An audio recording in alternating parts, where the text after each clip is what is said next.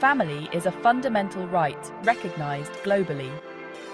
What happens when your family doesn't fit the traditional mold defined by immigration laws? This video explores Canadian immigration policies and their impact on diverse families. International human rights conventions and Canadian laws support the right to family life, recognizing diverse family forms. However, Canadian immigration law often applies a narrow definition of family, complicating reunification for many transnational families. Canadian immigration policies are restrictive and exclusionary, particularly in their understanding of parent-child relationships. This significantly impacts families, especially from the Global South and disadvantaged backgrounds. Sarah and her husband, refugees who adopted a child, faced an emotional struggle when Canada did not recognize their adoption. Despite being Canadian citizens, they fought for 8 years to bring their daughter to Canada, who remains with her grandmother. Research shows Canadian policies deny the right to family life for transnational Canadians and their children. These policies fail to recognize non-biological or informal parent-child relationships, common in many cultures. Families are separated for years, causing emotional distress, legal complications, and a sense of injustice. Global research highlights diverse family forms, such as extended families and fictive kin, are valued in many cultures but often ignored by Canadian immigration law.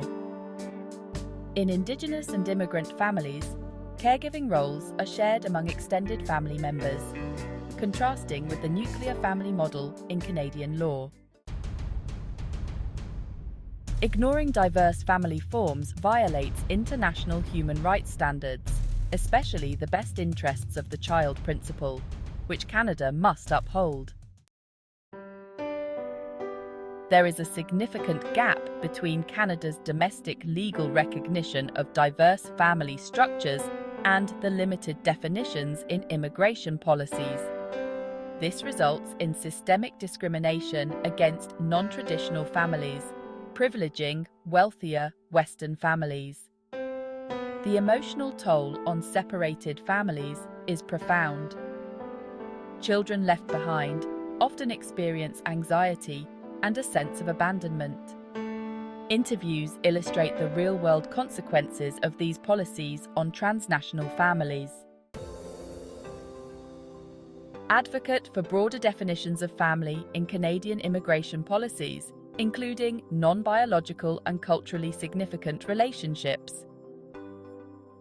Canadian policies should align with international human rights standards, particularly the best interests of the child principle.